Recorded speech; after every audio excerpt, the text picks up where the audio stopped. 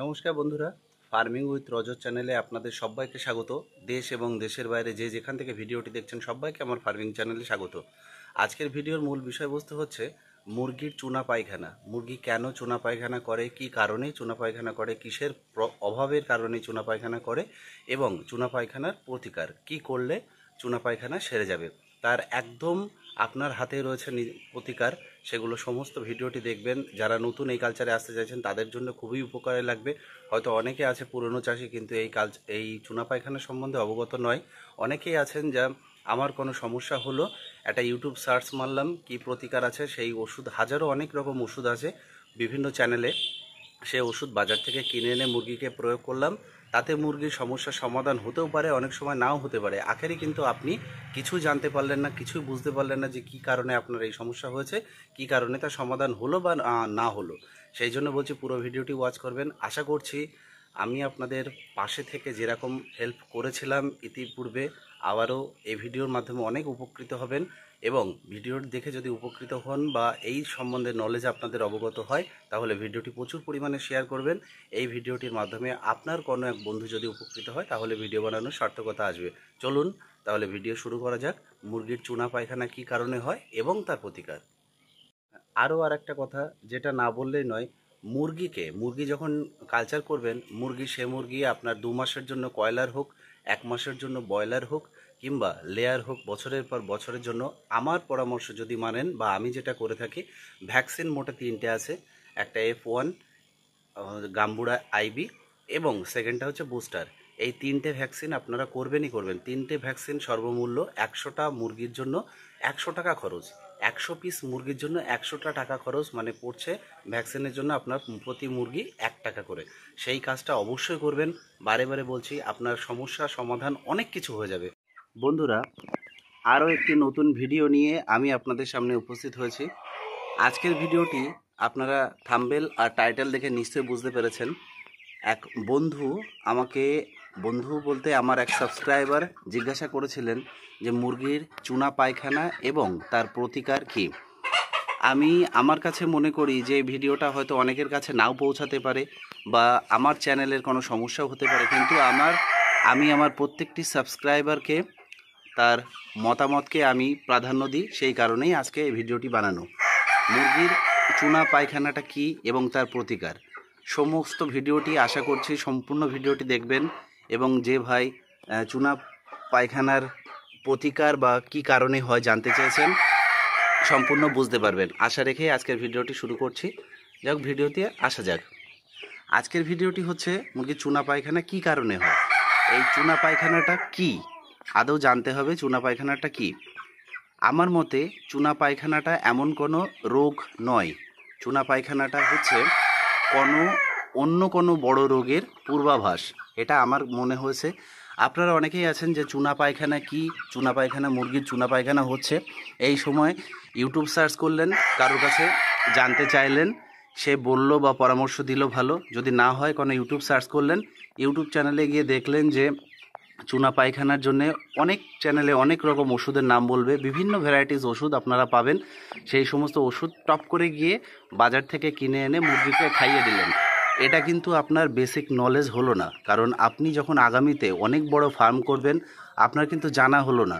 একটা ওষুধের নাম বাজারে গিয়ে ফার্মেসির থেকে নিয়ে এসে মুরগিকে দিলেন, অ্যাপ্লাই করলেন, হয়তো মুরগি ভালোও হতে পারে আবার সমস্যায়ও পড়তে পারেন।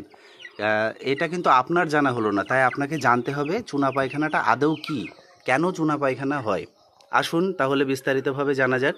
চুনা পায়খানা হচ্ছে মুরগির শরীরের ক্যালসিয়াম যখন শোষণ হয় না, ভিটামিনের অভাবে এবং খাবারের বিভিন্ন রকম ত্রুটিপূর্ণতার কারণে এই ক্যালসিয়াম মুরগিদের শরীর থেকে পর্যায়ক্রমে বেরিয়ে যায়। আপনারা লক্ষ্য করলে দেখতে পাবেন যে চুনা পায়খানা 2 প্রকারের হয়। একটা হচ্ছে জল আকারের, তার সাথে চুনা পায়খানার সাথে জল আকারের, তার সাথে চুনচুন ভাব, এবং আরেকটা আছে শক্ত পায়খানা হবে তার সাথে চুনচুন ভাব। এই 2 রকমের চুনা পায়খানা আমরা সাধারণত দেখে থাকি বা আপনারাও জানেন।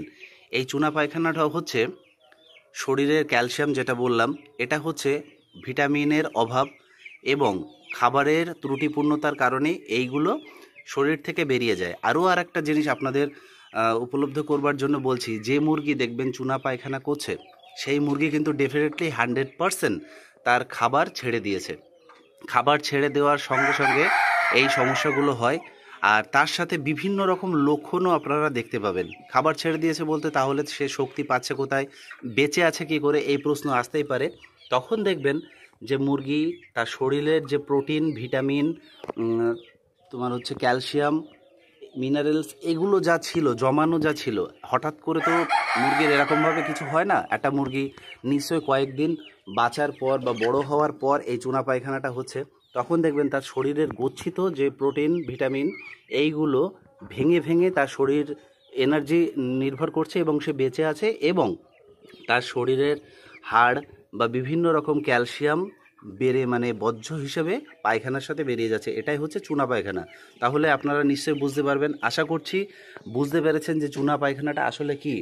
এবার আসা যাক এটা কিভাবে সারে বা কি করলে সারে। তারও আগে আর একটা জিনিস আপনাদের বলতে চাই, যে কি কারণে এই চুনা পায়খানাগুলো হয়। নিশ্চয়ই বুঝতে পারলেন, তবু আপনাদের ডিটেলসে বলার জন্য বলছি যে ভিটামিন A, D বা D3-র জন্যে এই চুনা পায়খানাগুলো মুরগির হয়ে থাকে। তাহলে আমরা করণীয় কি, এই আমাদের মুরগির যাতে চুনা পায়খানা না হয় সেই কারণে আমাদের মাঝে মধ্যে 10 দিন 15 দিন অন্তর অন্তর ভিটামিন D3 যে ভিটামিনটা আছে সেটাকে আমাদের মুরগিদের অ্যাপ্লাই করতে হবে। এটা নিশ্চয়ই জানেন।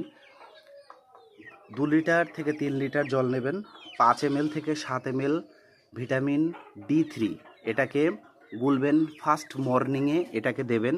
দিলে পরপর যখনই দেবেন, যে ওষুধটা যখনই দেবেন, আমি বলে থাকি আপনাদেরকে, জানেন আপনারা, যখনই যে ওষুধটা মেডিসিনটা প্রয়োগ করবেন, বিশেষ করে ভিটামিন এবং লিভারের এই জাতীয় জিনিসগুলো যখন অ্যাপ্লাই করবেন সেটা ফার্স্ট মর্নিংয়ে দেবেন। আরও ওষুধ প্রয়োগ করার নিয়মগুলো আপনারা জানেন, আবারও বলে দিচ্ছি, সেগুলো যদি না জেনে থাকেন আমার চ্যানেলে ভিজিট করবেন, অবশ্যই জানতে পারবেন কিভাবে ওষুধ প্রয়োগ করতে হয়। ফার্স্ট মর্নিংয়ে এলেন, আপনার জলের পাত্রটা সরিয়ে দিলেন, 50টা মুরগি বা 100টা মুরগি যে যেরকমভাবে কালচার করছেন, যতগুলো জলের পাত্র আছে সবগুলোকে তুলে নেবেন। নেয়ার পরে যে 100টা কালচার করছেন তার যদি 4টে পাত্র থাকে 4টে পাত্রই তুলে নেবেন। নেয়ার পরে সে 2টো পাত্র দেবেন 1 ঘন্টা পর, কারণ তাদের একটা জলের টান চলে আসবে, গলাটা শুকিয়ে যাবে। ঠিক সেই সময় যদি দেন তাহলে সবাই এসে জলটা খেয়ে নেবে। অযথা যদি জলের পাত্র তুলেই আবার দেন তাহলে কিন্তু তাদের টানটা আসবে না, যেহেতু ওষুধ মিশ্রিত জল, তাই ফুল পাত্র দেবেন না। যদি 5 লিটার ধরে জলের পাত্রে তাহলে 2 লিটার দেবেন, যাতে জলটা তাড়াতাড়ি খেয়ে নিতে পারে, যেহেতু পয়সার জিনিস, ওষুধ যাতে নষ্ট না হয়। এটা দেবেন সপ্তাহে 3 দিন, আর মাঝে মাঝে সপ্তাহে বা 10 দিন অন্তর 3 দিন, আর মাঝে মাঝে লিভারের টনিকটাও দেবেন, সেটাও দেবেন 3 দিন। সপ্তাহ 10 দিন 15 দিন ছাড়া ছাড়া। আমি যেরকম কয়লার মুরগি চাষ করি তাদের ক্ষেত্রে এই চুনা পায়খানা আপনারা দেখতেই পাচ্ছেন। আমি লিটারটাকে সম্পূর্ণটা দেখাচ্ছি। দেখুন, আমার মুরগির কিন্তু তেমন কোনো চুনা চুনা পায়খানার কোনো, আমি এতদিন কালচার করছি, 3 বছর 3.5 বছর হতে গেল, এত বছর কালচার করছি, আমার ফার্মে কিন্তু এই ছোটোখাটো সাধারণ রোগগুলো আসে না। আজকের ভিডিওটা বানানো শুধুমাত্র আমার ওই সাবস্ক্রাইবার বন্ধুর প্রশ্নের উত্তর দেওয়ার জন্য, এবং এই উত্তর আমি ভেবে দেখলাম যে এই ধরনের সমস্যায় আবারও নতুন যারা ছাত্র বন্ধু আছেন, যারা পড়াশুনো করছেন, তার ফাঁকে ফাঁকে এই কালচারগুলো করছেন, তাদের পক্ষে কিন্তু এতটা জানা সম্ভব নয়। তাদেরও যাতে উপকারে লাগে সেই জন্যই আজকের ভিডিওটা বানানো। আশা করছি সকলের উপকারে আসবে।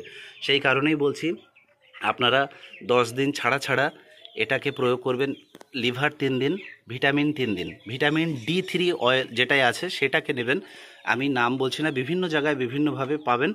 আর এই চুনা পায়খানার সঙ্গে আরও আরেকটা জিনিস খেয়াল করবেন, মুরগির কিন্তু কোনো রকম সিমটম থাকবে, আপনি যদি না বুঝতে পারেন তাহলে কিন্তু এটা বলার বিষয় থাকবে না। আপনার লোকাল মার্কেটে, আমি এই কারণে ওষুধের নামগুলো বলছি না, যে আপনার যারা ভেটেরিনারি ওষুধের দোকান টোকান আছে, মুরগি, হাঁস মুরগি ইত্যাদি রোগ টোগ সারিয়ে দেয় যে সমস্ত ডাক্তারগুলো আছে, তাদের কাছে গিয়ে বললেই কিন্তু তারা একটা নির্দিষ্ট ওষুধ দিয়ে দেবে, সেই ওষুধেই কাজ হবে। কিন্তু আপনি যদি লক্ষণগুলো বলতে পারেন, যে মুরগি ঝিমাচ্ছে, অনেক সময় ঘাড় মাটির দিকে নিচু করে ঝিমাচ্ছে, খাওয়া ছেড়ে দিয়েছে, ডেফিনেটলি এটা তো হবেই। আবারও বলছি, আরও আর একটা জিনিস, যখন এই রোগগুলো হয় সাধারণত মুরগিদের ছোটোবেলায়, দেখা যাচ্ছে যখন হ্যাচিং করতে দেওয়া হয়েছে লেট হ্যাচিংয়ের ফলে এটা হতে পারে। লেট হ্যাচিং মিন্স যে যে ধরুন একটা নির্দিষ্ট সময়ে মুরগিগুলো ফোটার দরকার, 100 পিস ডিম দিয়েছেন, সেখানে দেখালো 50টা একটা নির্দিষ্ট সময়ে ফুটে গেল, বাদ বাকি 50টা আরও 2-3 দিন টাইম নিয়ে ফুটলো। সেই মুরগিগুলো যেগুলো লেট হ্যাচিং হয় সেগুলোর ক্ষেত্রে কিন্তু এই সমস্যাগুলো দেখা যেতে পারে। তাই এগুলো লক্ষ্য করবেন।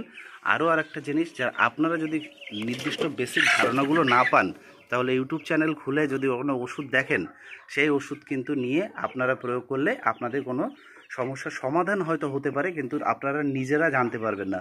সেই জন্য বলছি আপনারা আগে জানুন, তারপর এই রোগের প্রতিকার করুন। এটা তেমন কোনো রোগই নয়, এটা তেমন কোনো রোগই নয়। আবারও বলছি, যদি ভিডিওটা ভালো লেগে থাকে অবশ্যই লাইক কমেন্ট করবেন এবং চ্যানেলটির পাশে থাকবেন। সকলে ভালো থাকবেন, সুস্থ থাকবেন। নমস্কার।